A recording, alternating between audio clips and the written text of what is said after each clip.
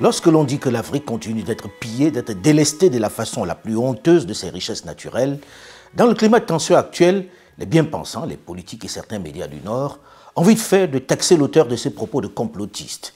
Et s'il insiste, il est de suite accusé de populisme ou encore de racisme anti-occidental, racisme anti-blanc, carrément. Autant de stigmatisations qui très souvent poussent à se taire ou à tomber dans les excès. Et pourtant, les mots ne suffisent pas, les mots ne sont pas assez durs pour illustrer les vols dont le continent est chaque jour la victime. Tenez, regardez cette illustration simple à moins de 40 minutes d'hélicoptère de Conakry, la capitale guinéenne.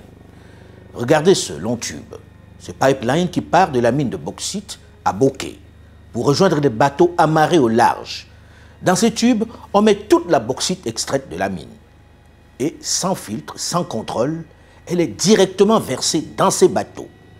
Personne n'est capable de dire la quantité et la qualité de ce qui a été extrait du sous-sol guinéen. Ces bateaux prennent aussitôt la mer.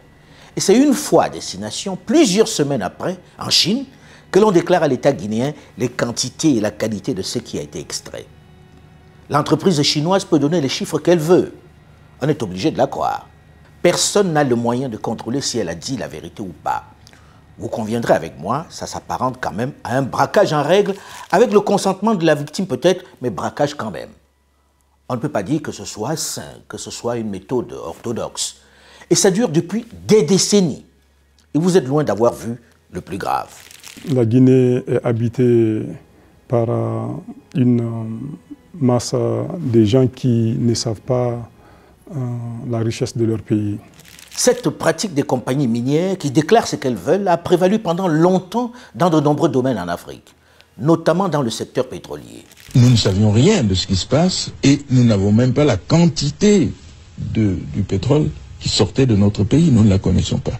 Vous voulez dire que les autorités congolaises ne la connaissaient pas. Ne connaissaient pas la quantité de pétrole extraite de leur sol? Par quel moyen? Vous avez bien entendu. Un président de la République qui ne sait pas les volumes de pétrole que l'on extrait de son sous-sol. Et ça continue encore à ce jour, croyez-moi. Des cargaisons fantômes qui disparaissent dans la nature. J'en connais quelques-uns qui m'en ont discrètement parlé.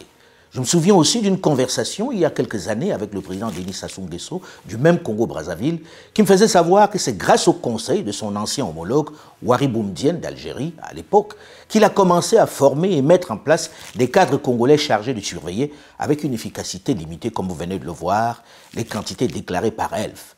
Sur les bases, ils étaient isolés et méprisés par la hiérarchie du géant pétrolier.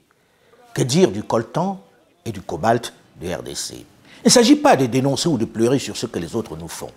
Il s'agit de montrer la réalité, parce que notre silence a longtemps laissé place au narratif des autres, à leur version de l'histoire. C'est la leur qui fait office de vérité.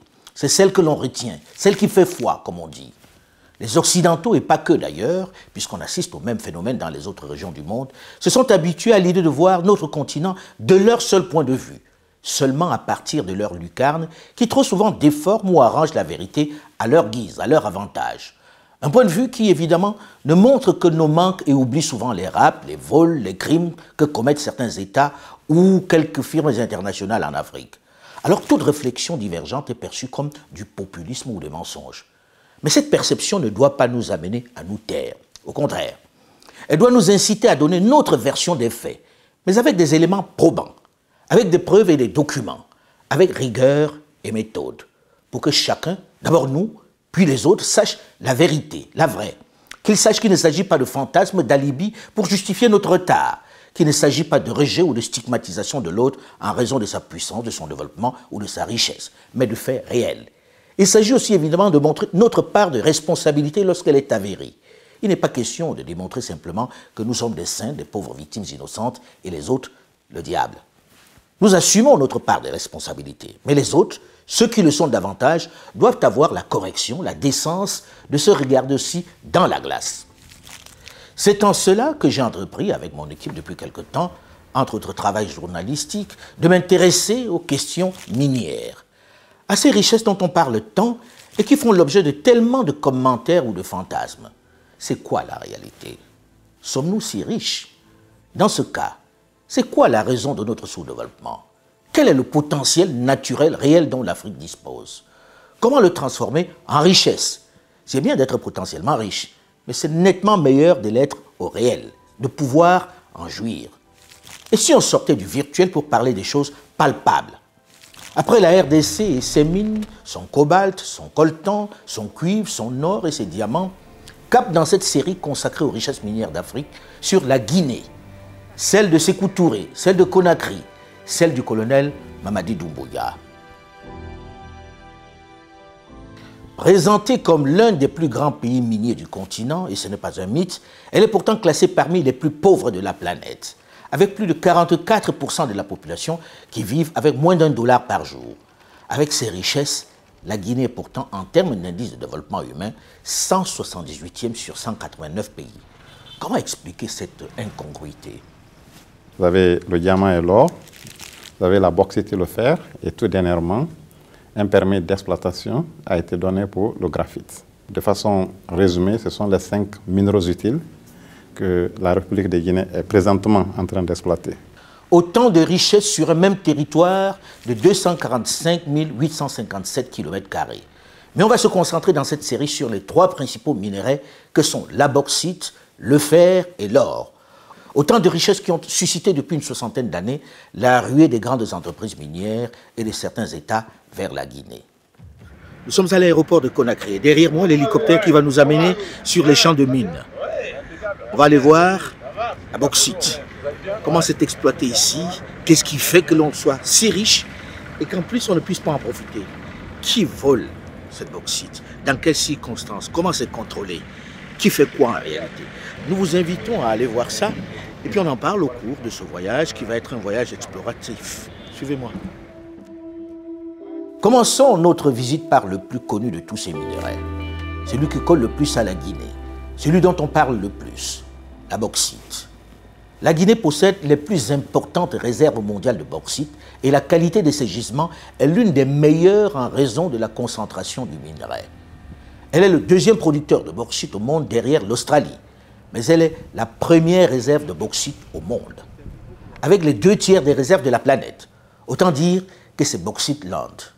Mais à quoi sert la bauxite en réalité?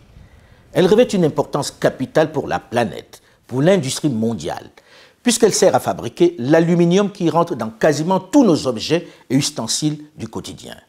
Les casseroles, les couverts, les poêles, les emballages de médicaments, les pots de certains yaourts, les barquettes alimentaires, les canettes et même dans la construction des véhicules. Et la liste n'est pas exhaustive. C'est dire si la demande pour toutes ces industries est importante et en forte augmentation. C'est en cela que la Guinée revêt une importance capitale, un attrait certain pour la planète entière, puisqu'elle possède les plus importantes réserves mondiales de bauxite. Ces réserves sont estimées à plus de 40 milliards de tonnes, localisées essentiellement dans la région de Bokeh, vers laquelle nous nous dirigeons. Une région dans laquelle les firmes chinoises se sont fortement implantées.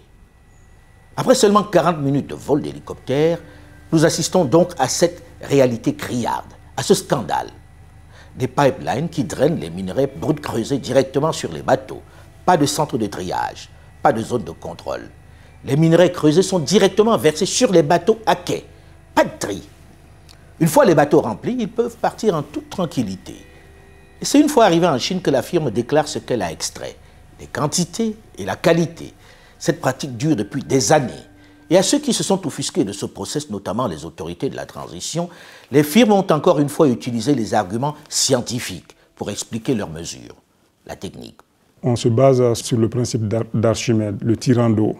Comme tout modèle, c'est le modèle des températures constantes, pression constante, tout ça. Il faut améliorer ça. On ne peut pas savoir pour sûr quelle est la quantité de minerais qui part dans notre pays en se basant que sur ce tirant d'eau. C'est dit, et par un spécialiste, par le nouveau directeur des mines de la Guinée. Et on ne peut pas savoir ce qui a été extrait. Le principe du tirant d'eau est encore une escroquerie bien vendue aux ignorants. En gros, ils font ce qu'ils veulent à la barbe des autorités qui très souvent sont complices. Je dois avouer que c'est l'une des premières incongruités que le président Mamadi Doumbouya et son directeur de cabinet, Djiba Diakité, m'ont mentionné lorsque je suis venu le voir en septembre 2021. Le président m'a dit que nous défendions un régime qui, avec certaines firmes, suçait à ciel ouvert chaque jour le sang des Guinéens. C'est ce qui a poussé ma curiosité pour que je vienne voir cette pratique de près. Une fois qu'on a assisté à ce braquage à ciel ouvert, on se dit qu'on a tout vu. Erreur. L'année dernière, d'après les chiffres de 2021, la Guinée a exporté à peu près 88 millions de tonnes, métriques tonnes. Principalement, près de 90% ont été drainés en Chine. Voilà les chiffres. En gros, les entreprises chinoises ont dit à la Guinée, voilà ce qui vous revient. Et on s'y fie. Pendant qu'avec ces revenus, ils s'enrichissent et développent leur pays, regardez à quoi la ville d'où part l'essentiel de la bauxite du monde ressemble. Ici, dans un énorme nuage de poussière, on extrait des dizaines de millions de tonnes de bauxite.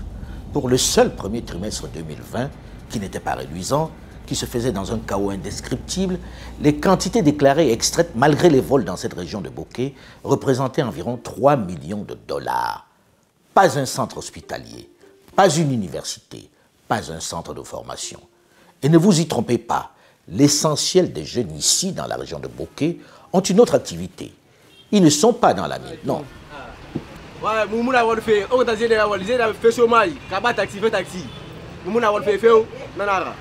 Nous, on ne travaille pas, on est là. Plusieurs jeunes, plus de 100 000 et quelques jeunes qui sont là, fait taxi-motard pour se débrouiller. À 2 pas de ce marché de Bokeh, l'une des mines les plus modernes du pays, j'allais dire de la région. Qu'est-ce que SMB Winning Consortium? Donc, un consortium de plusieurs sociétés. Les sociétés majeures sont SMB, qui est en charge de l'extraction de la bauxite, UMS, qui fait le transport routier de la bauxite. Ensuite, on a WAP, qui fait les opérations portuaires. On a Winning, qui fait le transport maritime de la bauxite jusque chez les clients. Nous avons aussi Oisé, qui est un chantier naval que nous allons aller voir. Et maintenant, depuis une bonne année, nous avons WCRG, qui fait le transport de la bauxite par voie de train.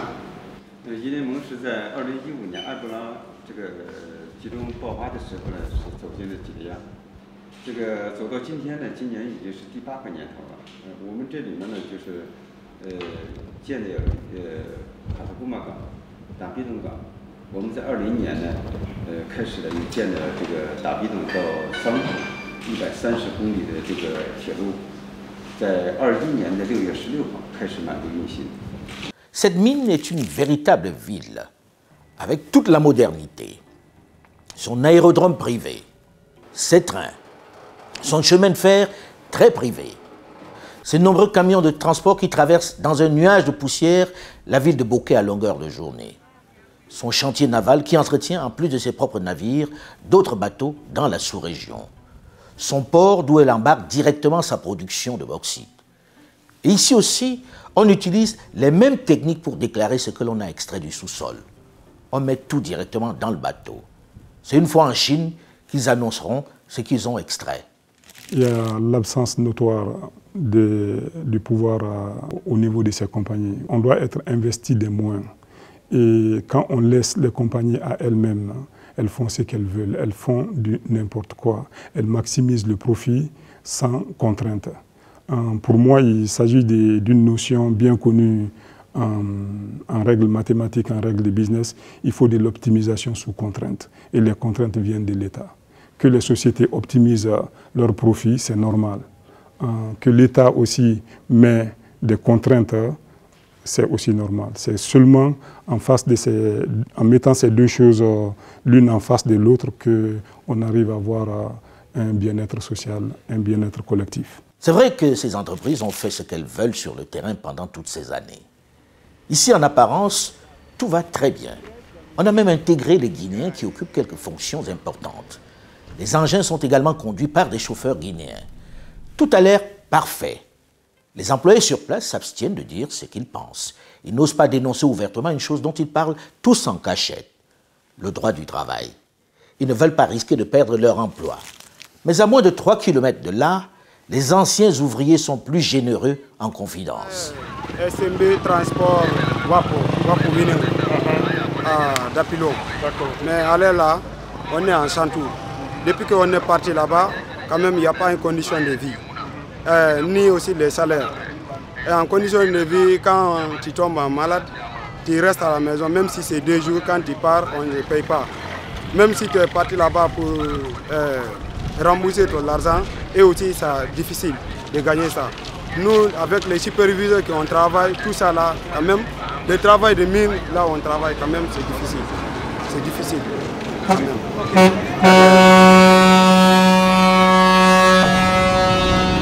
J'ai été licencié parce que j'ai réclamé mon droit et la société m'a licencié. De 2017 jusqu'à 2020, on avait des syndicats qui étaient en place. Mais parmi leurs mandats, il y avait beaucoup de problèmes qui se passaient au niveau des travailleurs et qui tu ne peux pas réclamer. Une fois que tu réclames ton droit, la société te met à la porte. Ah bon? Oui. Et donc vous avez mis la porte comme ça sans rien vous demander? Sans rien, oui, bien sûr que oui. Et les syndicats aussi qui étaient présents, et quand on va envers eux, et te dire ok on va voir, mais il n'y aura pas de réponse. Bien sûr, les syndicats qui étaient en place anciennement, ils étaient avec la direction. Ce que la direction les demandait, c'est ça qu'ils faisaient. Mais pour les travailleurs, ils n'étaient pas besoin de cela. Maintenant, nous sommes restés dans ça jusqu'à ce que leur mandat est fini, parce que c'est déjà des mandats qu'on les a donnés. Après leur déjà des mandats, on a demandé à la direction encore réorganiser l'élection pour qu'on puisse avoir un nouveau syndical. Et la direction nous a dit que c'est impossible. Ah donc ils n'ont même pas respecté cet aspect? Ils n'ont pas respecté cet aspect. Bon, actuellement, je ne travaille pas, je suis en chômage. Je suis en train de réclamer mon règlement, mon droit au niveau de la direction. Ils nous ont dit que vraiment qu'ils m'ont licencié sur leurs droits. Et donc j'ai demandé mon règlement et ils n'ont pas me donné une réponse là-bas. On nous a licencié, presque quand on réclame notre droit, ils vont te mettre en porte. Quand on te travaille, tu n'as même pas de contrat de travail, tu n'as même pas assuré de la condition de vie. Il n'y a pas de condition de vie de travailleur. Si cette complainte était celle d'une ou deux personnes avec lesquelles nous avons fixé un rendez-vous, on pourrait penser qu'ils sont peut-être les rares mécontents ou les aigris de la mine. Mais nous avons été pris d'assaut sur le marché par les jeunes qui avaient tous une expérience négative de leur passage dans la superstructure. En vrai, où est l'État dans cette vaste entreprise? De quels moyens dispose-t-il pour veiller sur les droits et les intérêts des travailleurs guinéens? Nous n'avons évidemment pas résisté à la tentation de poser la question aux responsables de la SMB, la société minière de Bokeh, de leur part de responsabilité sociétale. Une entreprise de cette taille a quand même cette obligation d'apporter de l'aide aux riverains. C'est écrit dans leur convention. Voici où nous avons été dirigés, vers cet abri que le consortium a construit à la sortie de l'usine. Nous y avons rencontré le chef du village, réuni avec quelques femmes sous cet abri. Des personnes bien acquises à l'entreprise, évidemment, préparées pour nous recevoir. La société SMB Vening Construction, et ben na hadna ba mo be wumma langue wonga na fala wumburu be. Donc a singa langue na hamma e ben école fi ngoma. 3 classes. Afriende e ben kirara fala mo be na kirana sa di gro fi rapport. A sarayende et ben angarti mo be marché. Évidemment, le chef a été préparé pour tresser une couronne au consortium. Vous conviendrez avec moi qu'un abri, un puits et quelques salles de classe, ça fait un peu léger au regard de la taille et des profits que réalise cet immense consortium à qui beaucoup de griefs sont faits depuis des années par les riverains. L'orage a pâché, ça nous on est là, on ne travaille pas. Le poussière, ça nous fatigue, on ne travaille rien. Nous, on ne travaille pas, il n'y a pas de salaire, il n'y a pas de ni rien. Nous ici, nous la population, on n'a rien. Il n'y a pas l'eau, on n'a pas courant, on n'a pas route. Il y a même on a faim. Il n'y a aucun traitement qui est bon. Actuellement ici, la pollution, même si tu arrives à accrocher tes habits dans la nuit, d'ici le matin, tu verras que tous tes habits là sont devenus rouges. Les acajou, les manguiers, ça ne donne plus les fruits que ça doit donner. C'est vrai qu'ici, avec la fréquence des camions et l'absence des routes, l'on vit dans un épais nuage de poussière. C'est impensable, c'est inacceptable que l'un des pays les plus riches de la planète, étant la puissance mondiale, les 2/3 des réserves bauxitiques qui se trouvent ici, et qu'on tire de toutes ces richesses-là d'une préfecture comme Bokeh, et que moi, c'est là où j'ai passé 7 ans, et que je viens maintenant en tant que ministre de la République, et qu'on n'ait pas de route, que les goudrons qu'on a laissés, avant ma naissance, que ce sont ces goudrons-là que les miniers ont détruits, et que les populations riveraines n'ont pas les moyens de manger 3 fois par jour. Et ça, mais la faute à qui? La faute est à la fois au gouvernant, mais aussi aux opérateurs miniers. Le cas de Bokeh, près de 2 milliards de dollars par an. Et que la préfecture de Bokeh n'a ni courant, ni eau. Et les goudrons qu'on a trouvés avant l'essor dans le domaine bauxitique, ces goudrons-là, on les a détruits. Et personne n'est en train de prendre une décision pour revenir à ces populations-là. Voilà, je vous donne l'eau potable gratuitement, je vous donne le courant, je vous donne la route. Donc, de ce côté, c'est de la responsabilité. Mais c'est surtout de la responsabilité des gouvernants. Sans blâmer individuellement personne. Mais ce que le chef de l'État a fait ici prouve que tout autre président antérieur, toute autre équipe gouvernementale était aussi capable de le faire. Voilà ce qu'on a fait en 3 mois. Les arbres ne poussent plus comme ça devait. Ça pousse même les tôles à vieillir. Hein? Si par exemple la durée est tellement longue, ça devient très court. Donc la poussière impacte tout le monde. C'est la raison pour laquelle tout enfant né d'ici, grandit ici, à la sinusite. Ça c'est naturel. Ah bon? Tout enfant né d'ici et grandit ici, à la sinusite. Dit à la poussière. Parce que nous nous sommes déjà habitués. Avec cette maladie, on grandit. C'est ça la triste réalité. Le mois passé, nous avons dépêché une équipe du ministère des Mines dans toutes les sociétés minières à travers le pays. Les communautés riveraines n'ont qu'un seul message. Nous voulons du travail pour nos enfants. C'est aussi simple que ça. Encore une fois, le code minier et aussi les différentes conventions de base consacrent la même réalité. Chaque entreprise minière est obligée de construire un centre de formation professionnelle dans les localités où elles opèrent. Ça, c'est le code minier de la République de Guinée qui le dit. Encore une fois, il faut que le chef de l'État commence à le faire. Et c'est ce que nous sommes en train de faire. Moi, je vais partir en France en clandestin. Je fais ça. En clandestin France. Je vais partir, je vais chercher mon nid. À la vérité, les firmes qui exploitent la bauxite ici n'ont pas vocation à s'occuper des populations riveraines, même si les conventions prévoient ce volet. Elles n'ont jamais été respectées. Et l'État aussi avait ses obligations vis-à-vis d'elles.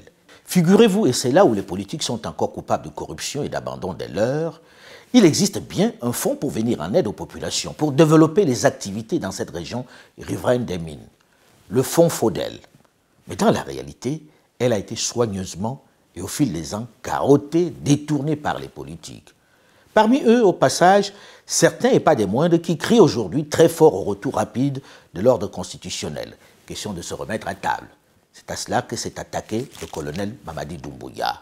La loi guinéenne, le code minier encore, consacre que chaque entreprise minière ouvre un compte qu'on appelle Fonds de développement local, FODEL.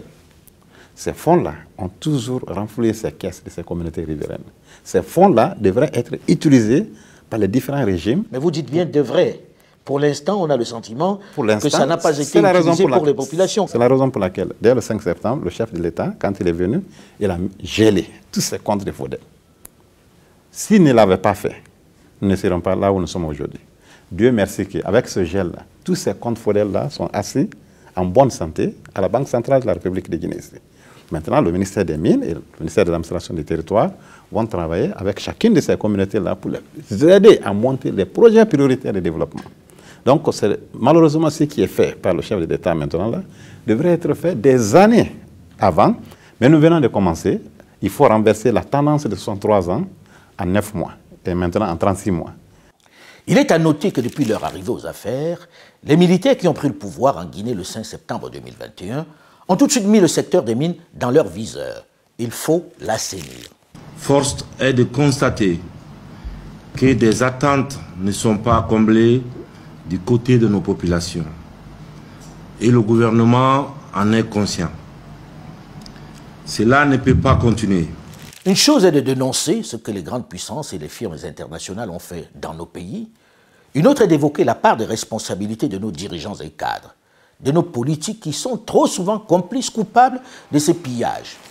Dans l'histoire de la bauxite de Guinée, tout ne peut pas s'expliquer que par l'ignorance des aînés qui ont signé des conventions dont ils ne mesuraient pas toujours la portée, des contrats qu'ils ne comprenaient pas toujours. Les plus gros rapts ont souvent été réalisés avec le concours des intellectuels. Ce n'est pas plaisant à entendre pour les politiques, mais pendant ces 60 dernières années, après l'ignorance du début, les gouvernants qui se sont succédés n'ont pas brillé par leur gestion des immenses richesses de la Guinée. Et beaucoup de cadres et de politiciens sont les premiers responsables de ce pillage. Ils ont contribué à voler les richesses de ce pays. Pour ce qui concerne les ressources humaines qui ont fait de bonnes formations, la Guinée pullule des cadres. J'ai des amis qui ont fait MIT aux États-Unis, j'ai des amis qui ont étudié en Suisse. Ils ont vu des modèles qui marchent ailleurs. Mais une fois qu'ils sont au retour dans leur pays qui est le nôtre, ils deviennent le problème au lieu d'être la solution. Donc actuellement, la variable explicative de notre retard ou du fait qu'on ne profite pas de la richesse de notre sous-sol, c'est clairement un manque de volonté lié à la corruption. Figurez-vous même que des élus au sein de l'Assemblée nationale se sont entendus pour livrer cette manne aux firmes internationales en décidant un jour, tout simplement, de priver le pouvoir de ses revenus en votant un texte pour faire sauter la taxe à l'exportation. Est-ce que vous savez que la Guinée avait instauré, sous la Première République déjà, une taxe à l'exportation? C'était une mesure incitative à la transformation des matières premières. C'est-à-dire que lorsqu'on exporte la bauxite, pour les inciter à transformer la bauxite en alumine, on leur a imposé une taxe à l'exportation de plus de 22 $ la tonne. Et nous qui exportions de l'alumine, parce que je parle du cas de Friguia où j'ai travaillé, nous payions 17 $ parce que nous exportions l'alumine et l'État aurait voulu que nous exportions de l'aluminium. Donc c'est une mesure incitative à la transformation. Mais non seulement cette mesure incitative qui permettait d'avoir des revenus pour le pays, cette mesure a été arrêtée, personne ne sait comment et pourquoi. Vous voulez dire que du jour au lendemain, on a banni la mesure à l'exportation? La taxe à l'exportation, elle a été arrêtée sans préavis. Mais qui l'arrête? Mais à l'époque, ce n'est pas plus pas moins que le gouvernement qui était là en place. Mais je ne peux pas vous rentrer dans les détails. C'était dans quelles années? C'était sous le régime du président Lansana Conté, vers les 93-94. Ce n'est pas tout. Les conventions imposaient à chaque fois, à chaque compagnie qui produit plus d'une tonne de minerai de bauxite, de construire une raffinerie. Une disposition qui devait au moins freiner cette propension à faire de la Guinée un simple pourvoyeur de matières premières. Elle devait permettre la transformation en alumine sur place, ce qui aurait créé des milliers d'emplois et de la valeur ajoutée. Aucune de ces compagnies ne l'a jamais fait. Ce sont des gens qui ne sont pas des missionnaires. Ils sont là pour faire business. Ils profitent de notre ignorance. Les conventions sont écrites.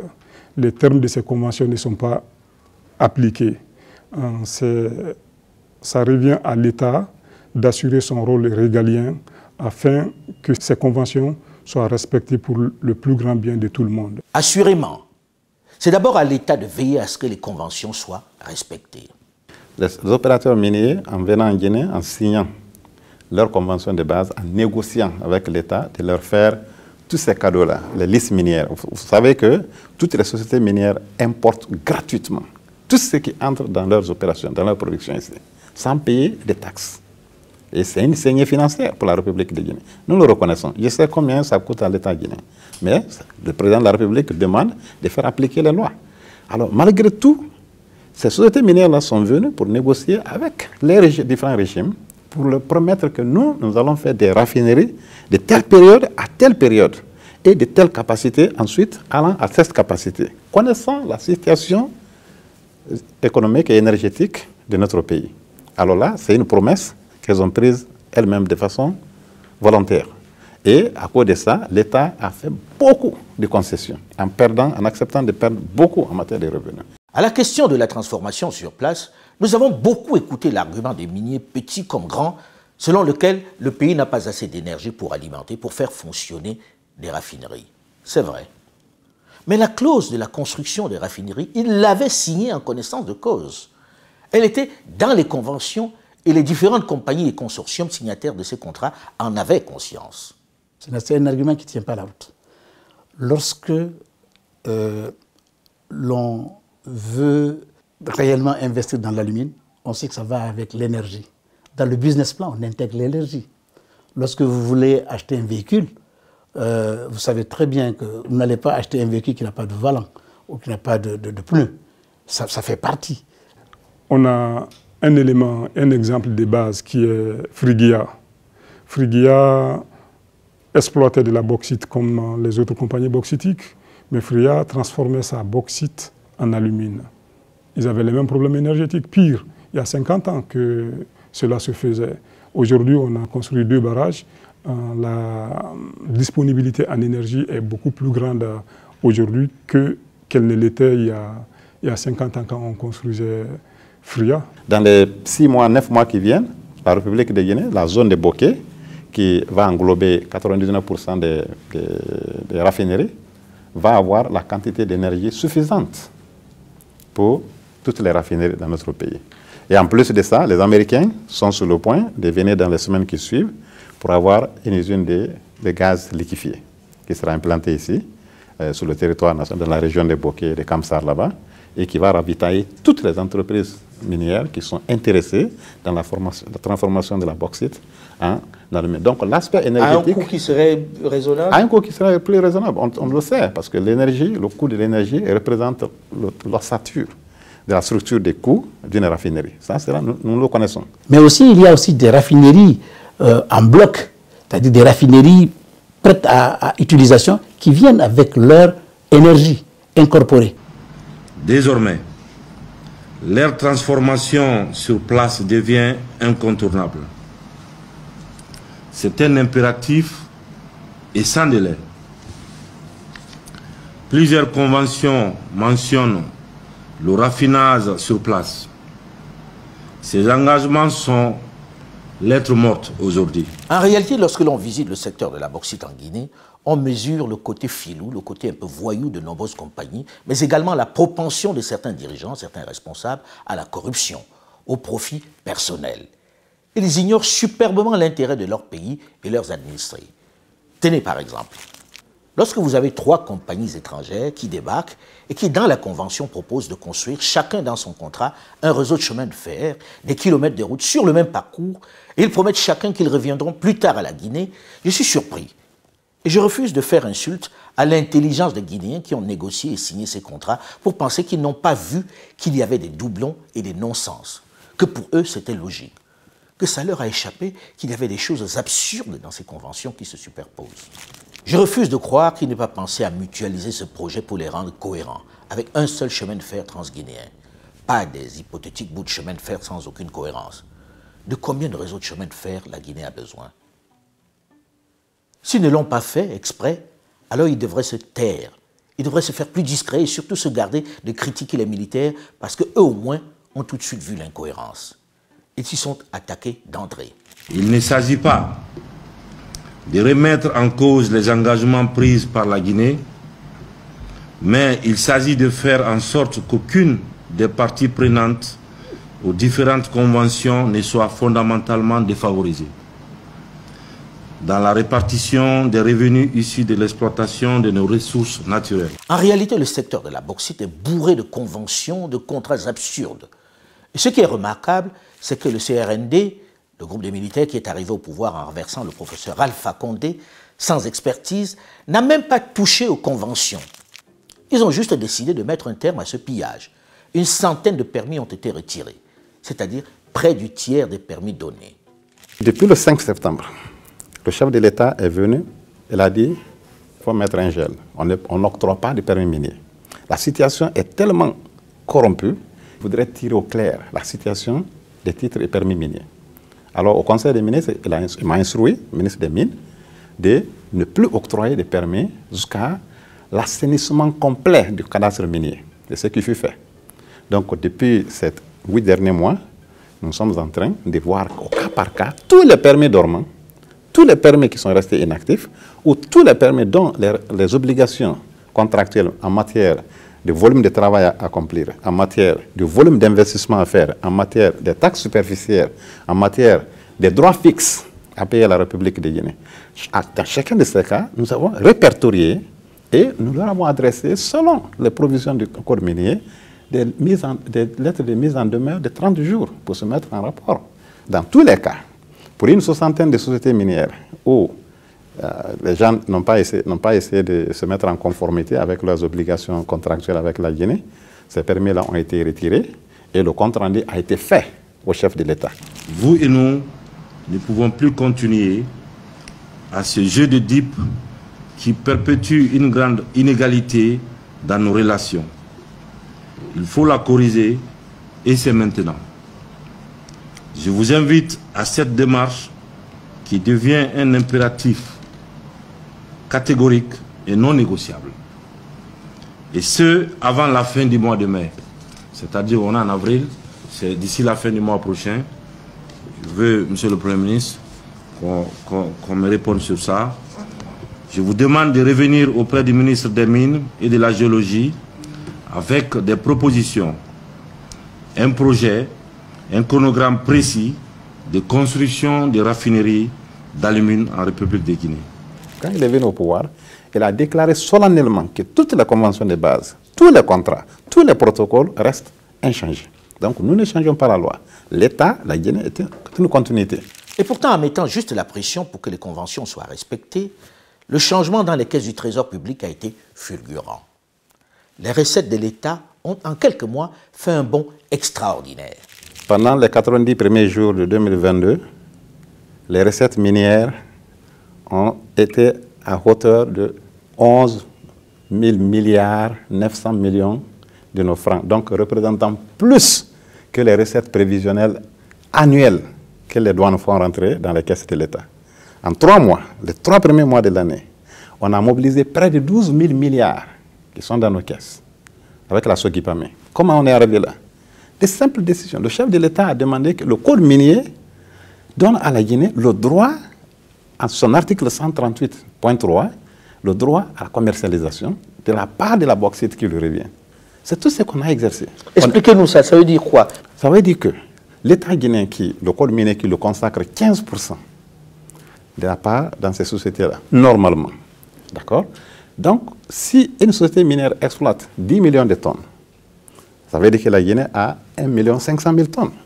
Et le code minier donne la latitude à la République de Guinée de commercialiser ça au prix qu'il négocie avec l'étranger. Voilà tout ce droit de commercialisation que le chef de l'État a instruit le ministre des Mines, immédiatement, la même semaine, de faire connaître à ces sociétés minières-là que nous exerçons nos droits. Et voilà tout ce qu'on a fait. Ceci, c'est du concret. En réalité, ce tableau illustre bien les effets justes du respect des conventions sur les miniers par la pression des nouvelles autorités. Fin juin 2021, on est à 40 milliards de francs guinéens de chiffre d'affaires de la société minière de l'État, la Sogipamé. Le CRND n'est pas encore là, il n'est pas encore au pouvoir. Il n'y arrivera qu'en septembre, 3 mois plus tard. Fin juin 2022, on passe à 75 milliards, c'est-à-dire presque le double de l'année précédente. Si on le convertit en demande prioritaire, cela fait au moins une dizaine d'hôpitaux ou des centaines d'écoles à travers le pays qui manquent cruellement de ressources humaines qualifiées.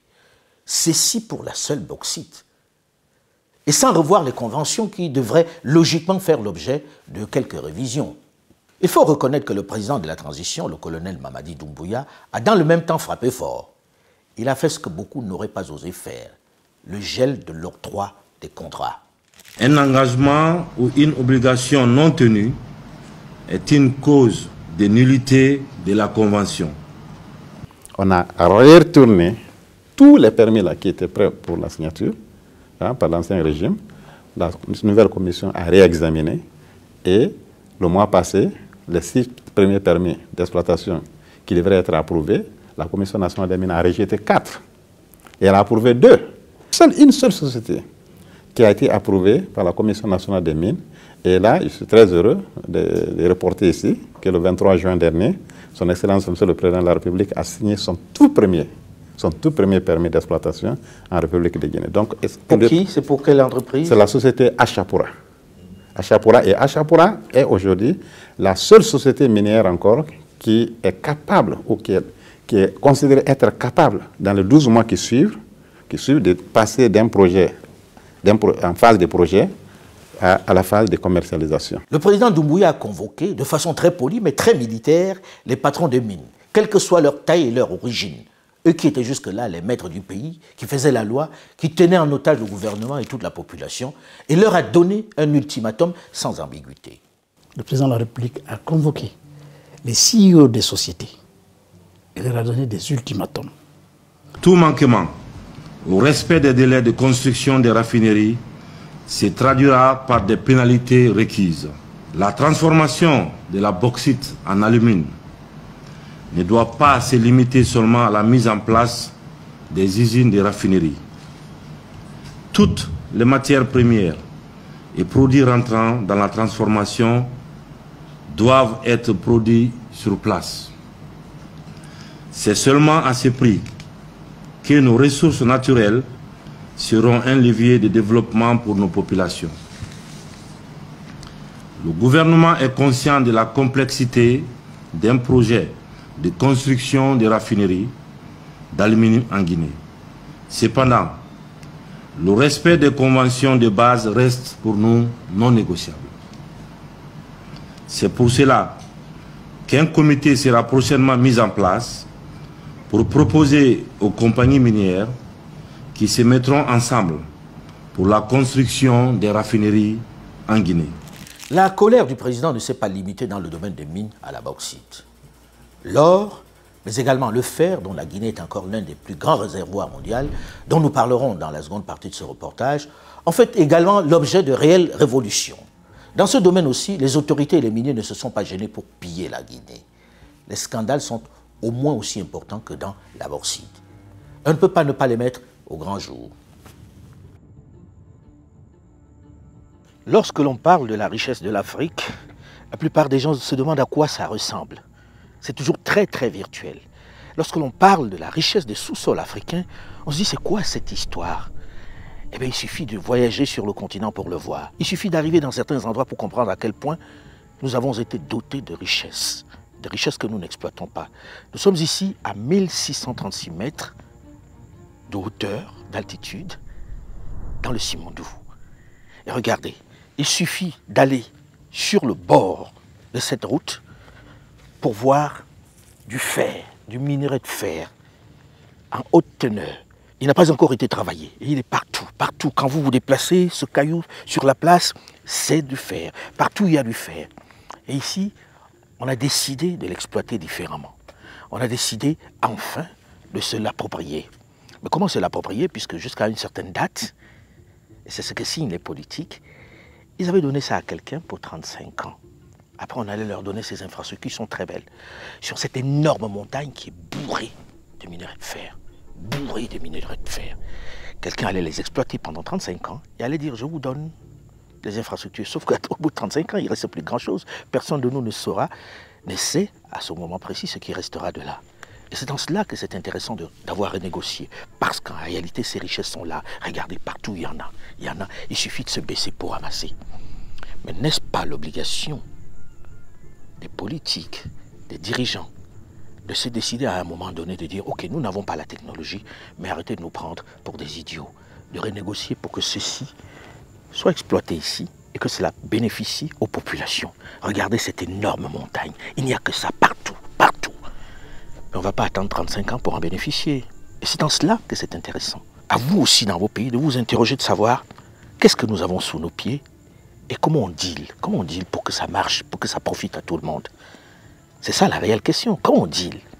Le deal ici, il est facile, il est là. Celui qui arrive, qui vous dit non, on va dépenser beaucoup d'argent, il dépense parce qu'il sait qu'il va gagner. Peut-être qu'il faut que nous aussi, nous gagnions pendant qu'il gagne. C'est du win-win et c'est de cela qu'il est question. On ne dit pas qu'il faut chasser qui que ce soit, non. Puisque nous n'avons pas encore la technologie. On dit formez-nous, transmettez-nous la technologie, mais en même temps respectez-nous et n'attendez pas qu'on soit mort pour en profiter. Dans 35 ans, on ne sait pas ce que ça va devenir. Peut-être que ce minerai de fer ne servira à rien, alors qu'aujourd'hui, tout le monde en a besoin. Tout le monde. Toute la planète en a besoin. Et nous sommes dans le pays qui a l'un des plus grands gisements au monde. Il faut que ça profite aux Guinéens. Il faut que ceux qui sont ici ne regardent plus ça simplement comme une pierre, mais comme un cadeau du ciel. Ils doivent en bénéficier. C'est pourquoi par moments je trouve presque incongru que les politiques, autres profiteurs et autres compagnies internationales, certaines nations dont ces firmes sont originaires, nous amènent beaucoup trop souvent à nous focaliser sur la politique, sur les bagarres au sommet de l'État, sur les détails de la transition, sur l'extrême urgence des élections. Ils en font une priorité pendant qu'ils se servent. C'est important, mais est-ce l'urgence des urgences lorsque l'on sait que ces politiques sont les mêmes et n'ont pas les moyens d'apporter des changements radicaux dans un pays exsangue? On en parle dans la seconde partie de ce reportage que je vous recommande fortement parce que les scandales et les changements sont importants et spectaculaires dans le domaine minier en général en Guinée. Avec notamment les parts de l'État qui passent de 0 à 15% dans certains secteurs comme le fer, juste en rediscutant. Des milliards de dollars de suite dans la caisse de l'État sans attendre 35 ans. On parlera aussi de l'or qui est le parent pauvre de ces minerais dans ce pays avec ses damnés de la terre. Les mines en Guinée, c'est un réel hold-up. Et même si les soubresauts politiques revêtent une réelle importance, il ne faut pas perdre de vue ce qui va réellement changer le visage de ce pays aux riches ressources qui bénéficient plutôt à un petit nombre. À très vite pour la suite. Mais en attendant, je serais heureux si vous mentionniez votre soutien en likant ce reportage. Et si vous vous abonnez à la chaîne, à l'Infoca officielle, j'apprécierais encore plus. C'est un encouragement et le salaire de cet engagement pour notre continent. Cela me fait vraiment plaisir, votre soutien. Je voudrais vous remercier pour votre fidélité à ma chaîne YouTube qui compte de plus en plus d'abonnés, mais également pour mes autres plateformes digitales où vous êtes de plus en plus nombreux malgré les faux comptes qui continuent de se multiplier. Cette fois-ci, sur une proposition ingénieuse d'une membre de notre équipe, Ornella, je vous invite désormais, pour éviter de continuer de subir les assauts de cybercriminels qui usurpent mon identité et à d'autres fins, de scanner ces QR codes qui vous conduisent directement à tous mes comptes LinkedIn, Facebook, TikTok, Instagram et Twitter. En le scannant, vous êtes cette fois-ci certain d'être sur les bons comptes, celui qui vous propose le narratif africain, sans complaisance et sans condescendance. À très vite.